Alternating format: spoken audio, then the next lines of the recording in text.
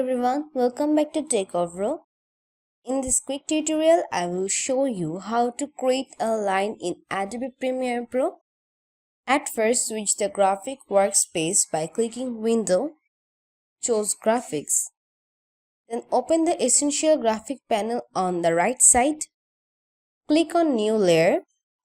Click Rectangle. A rectangle will appear on your program monitor.